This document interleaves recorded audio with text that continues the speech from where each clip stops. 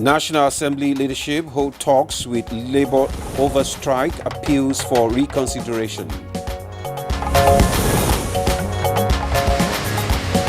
The 10th National Assembly believes strongly that anything that will bring more yoke, more suffering to the people of Nigeria must be avoided.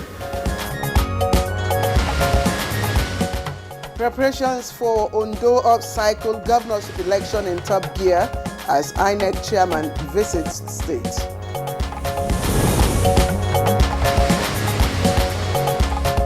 JAMB releases additional 3,921 results, which reshadows more than 24,000 other candidates for examination.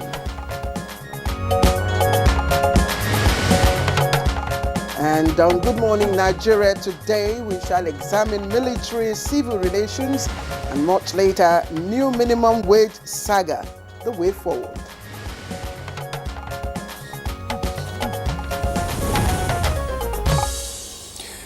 Nigeria, like any other country, has been imbued by conflicts and violent crimes. The commentary of insecurity largely manifested during the Fourth Republic, cascading to a tale of the unwanted. Absolutely. And the 1999 Constitution, as amended, indeed prescribes protection of lives and property of all citizens as cardinal and foremost responsibility of all governments. And so, since the return of democracy 25 years ago, successive governments have been finding it essential and expedient to saddle the Nigerian military with the responsibility of internal security and, of course, preventing external aggressions. Now, as an attestation of the heavy burden and sacrifice that they make on behalf of our country, considering some soldiers even paid the supreme price in battles to secure our nation. According to analysts, this was mainly due to two major factors. The first is the emerging political theatrics and the electoral-induced violence. The second factor is the seemingly gap within the Nigerian police force caused by ill funding and low capacity. The role of the Nigerian military in attempting to ward off disruptions and unrest keeps meeting resistance, especially with insurgency and banditry, but their resilience remains unmatched. Absolutely, absolutely, and we must credit our military and our fighting men, especially those at the battlefront. But their safety is what is of concern to all Nigerians, and of course, as the case of the hunter becoming the hunted.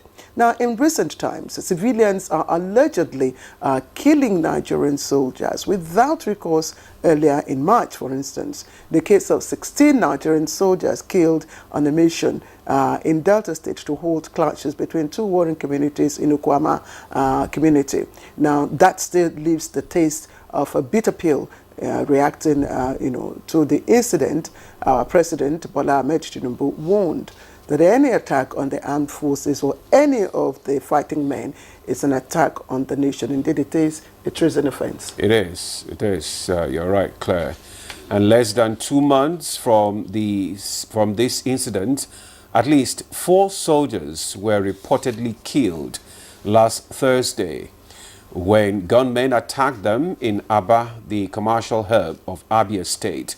Reports say the men, numbering about 15, attacked the soldiers at a military checkpoint. According to media reports, the gunmen were said to be enforcing a sit-at-home order declared by the indigenous people of Biafra, IPOD. across the southeast to mark the Biafra Day. And as expected, the Nigerian army is not taking this line low. Already they have vowed that the military would avenge the killing of the soldiers, adding that the military's response would be fierce. And as we speak, markets and other public facilities in Abuja State have reportedly been closed down as tensions heightens in some parts of Aba. Nigerians are anticipating the reaction in bated breath with concerns on the impending face-off.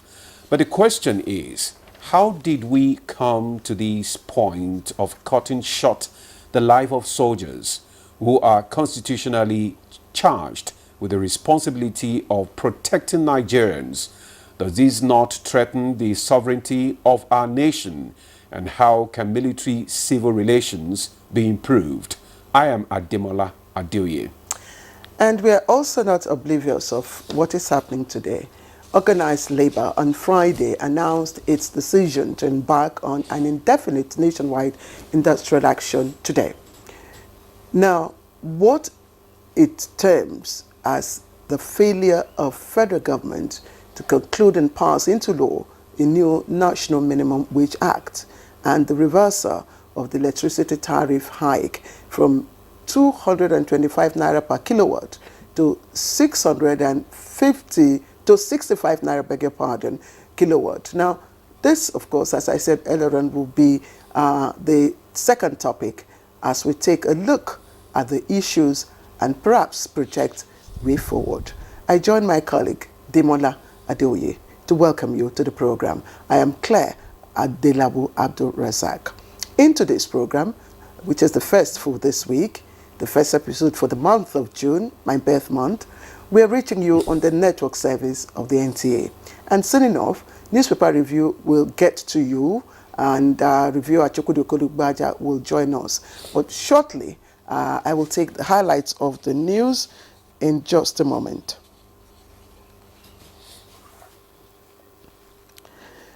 And here is the news. The organized labor says it will convene a meeting to discuss the appeal by the leadership of the National Assembly as it urges labor not to go ahead with the planned strike.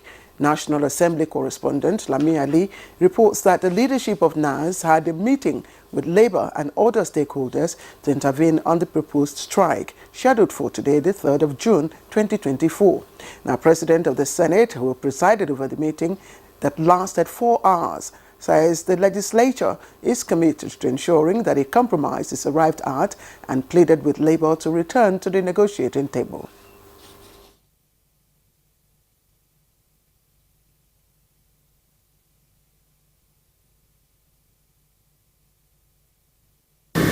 We decided to intervene because we are a people's parliament.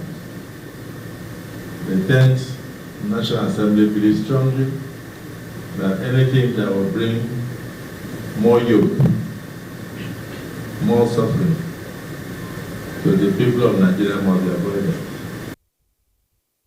Minister of Information Mohammed Idris also urges labor to assure understanding as government works out a reasonable way on demands. Organized labor insists, however, what it seeks is a living wage for workers. Now, the meeting was attended by key ministers and other stakeholders. Now, justice for a crane operator for a Chinese company in Abia State, Vivian Ocheze Unachi, who was allegedly pushed to death from the crane she operates in a Chinese company, Inner Galaxy Steel, in Okwa area by a Chinese staff, is now a source of worry to many Nigerians. Now, the Federal Ministry of Labor has sealed that company. What actually happened in this place was an accident that involved life. We are here to carry a directive from the Honorable Minister of Labor and Employment, the Honorable Barrister Giro on the directive that we should come and prohibit this company, Galaxy. And the Joint Admissions and Matriculation Board, JAM, has released additional 3 more than 3,000 results, just as it reschedules 24,535 other candidates for examination. The board, in a statement by the head of public affairs, Fabian Benjamin, says a supplementary 2024 UTME has been scheduled for Saturday, the 22nd of June, 2024, for candidates whose results are up till now under investigation. Now, these are candidates, he says, whose fingers could not be verified and have been given the benefit of doubts to sit the 2024 UTME. Similarly, the board has painstakingly analyzed the process and conduct of the 2024 UTME in some centers where it says there were strong proofs of substantial non-compliance with the board's standard. Consequently, more than 24,000 candidates have been rescheduled to retake the examination in their chosen examination towns on Saturday, June the 22nd, 2024. Meanwhile, more than 3,900 outstanding 2024 UTME results that have been cleared have been released now. The rescheduled candidates are to print their supplementary examination notification slips from Tuesday, the 4th of June, 2024, to ascertain their designated examination centers. Now, this release of results brings the total results released so far to more than 1.88 million.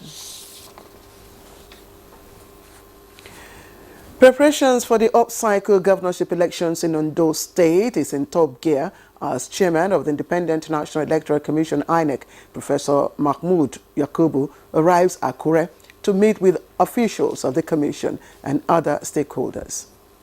The registration so far, since the exercise started, there's a tremendous voter turnout. As of yesterday, for instance, in Ondo, we have over about 20,000 fresh registrants as of yesterday, and we're in the middle of the process. And those are highlights of our morning news. Good morning, Nigeria. We'll continue in just a moment. I'll be joining Ademola presently. Stay with us.